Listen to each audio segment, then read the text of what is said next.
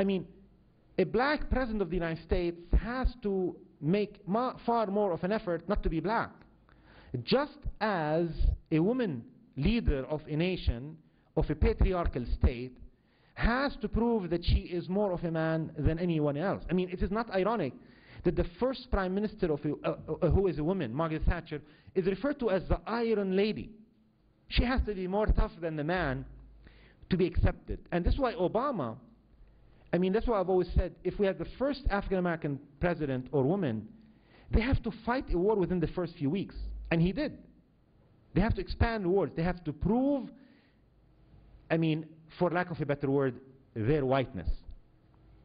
And I think just as a radical feminist critique of women in positions of patriarchal power apply about the occupation by a black man of a position in a state that was intended for the white man. And in that sense, it was not accidental that Obama never referred to his race.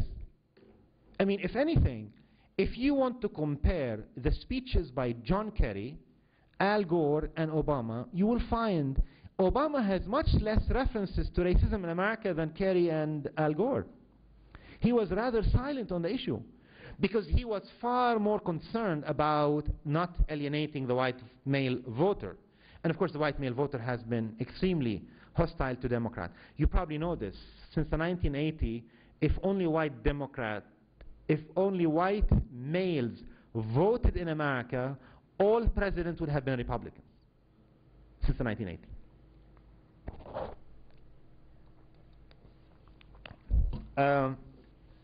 Second, Arabs were very impressed with his middle name Hussein, not knowing he spent all his time in the campaign not using it. The first time he used it was after he took his oath of office. Prior to that, he did everything in his power to distance himself from Hussein. If it was in his powers, he would have easily run as, Barack Billy Bob Obama. I mean, but the name was thrown against him and he was running away from it all the time. Third reason was he was definitely favored because he was not Bush. I mean, if Cheney was running, in the Arab world, there was such detestation of Bush. I mean, if you've traveled to the Middle East, or even in America, when you meet Middle Easterners, you often have, in a social setting, drinking or eating, when people get to say to one another, like, what do you do when you see Bush on the screen? And you hear different accounts. One says, I yell out obscenity. Another person says, I throw my shoes. I mean, he engenders such hate and detestation on the part of Middle Easterners that not Bush was a welcome change. The fourth reason was there is a clear misunderstanding of America's foreign policy making in the Middle East. I mean, it is true here. The role of the US president. I mean, it's like when Francois Mitterrand was elected president, he was asked once, what did you discover about being a president?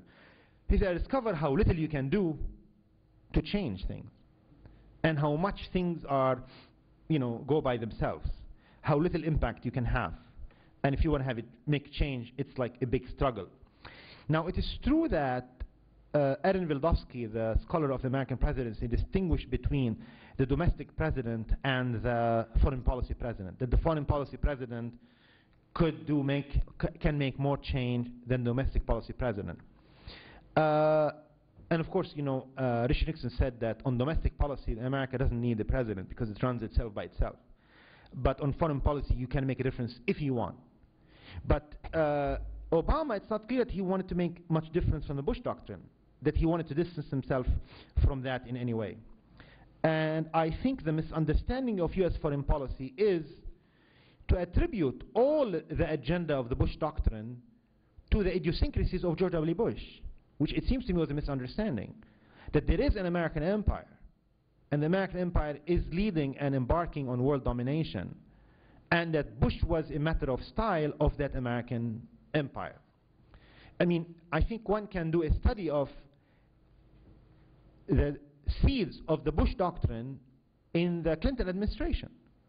You can trace the Patriot Act in a law that was passed, I forgot what year, which had all the elements, an anti-terrorism law package, which had wiretapping, expansion of powers, and so on, in the Clinton administration.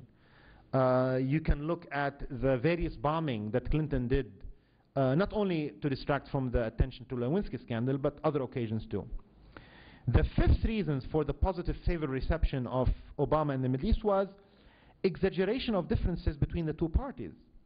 I would say just as Middle Easterners in the 1960s and 70s, up until Reagan, used to argue that the Republican Party represented a more positive change to the Middle East, and the Democrats are far more hostile to the Arabs and the Palestinians. Now they are guilty of the other, that the Democratic Party is far less hostile to Arabs than the Republican. I mean, it is not based on flimsy evidence. I mean, it is true there is evidence that the nature of American public support for Israel has changed over the last 3 decades. The bedrock of American public support for Israel used to reside in the big cities on the two coasts, Los Angeles, and liberal Democrats. Liberal Democrats in big cities on the two coasts. Now, it has changed in the last 2 decades. It has become residing in Southern Baptist of the United States. Now, what are the declared Obama doctrine promises? He spoke about human rights to distinguish himself from the Bush administration. He spoke about unconditional support for Israel as a Jewish state, so not much difference there.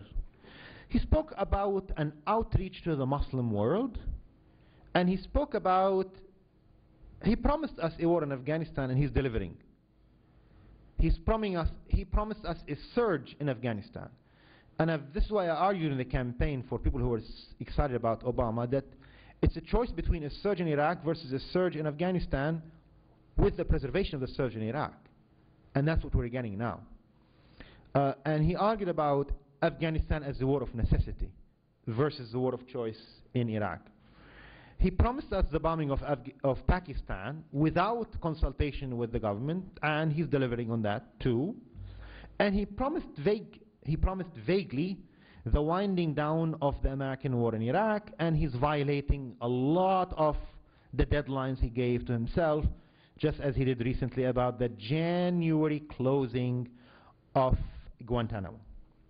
Now, the actual record of the Obama doctrine, so far of what we know, is that there is as much of a solid support for Arab dictatorships and to creating a preservation of the alliance of Arab dictatorships who are pro-US in the name of Arab moderation or the Arab Center.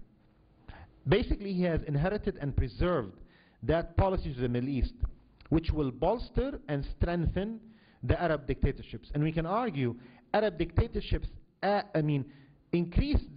consolidated their rule after the Iraq war by arguing to their people the alternative is as scary as Iraq, to give them the promise of security, because they say to them, if we democratize, look what happened to Iraq. And this has been a very strong argument used in Syria, for example, by the regime. So far from undermining the rule of the dictatorships, the United States in 2 ways strengthen, help consolidate the rule of Arab dictatorships. Really? And also the United States reached out to the 2 or 3 Arab dictatorships that were not part of the pro-American camps. The United States reached out to Syria, to Iran, and to Sudan. And I think it can be said that the United States was rather embarrassed by the kind of movement that was triggered by the fraud that characterized the Iranian presidential elections, and the United States was quick to recognize Ahmadinejad as the president. The United States continued to defer to Saudi Arabia as the center, linchpin of American Middle Eastern policies, thereby throwing out of the window all rhetoric about democracy and human rights. And we remember that Obama insisted not only on bowing down to the King of Saudi Arabia, but also on going to Saudi Arabia to visit him, to consult with him on the speech he gave on Islam in Cairo.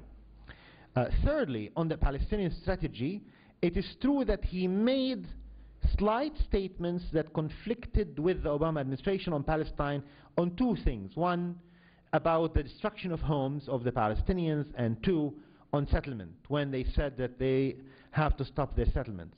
But within a few months he changed. Now, in the Hillary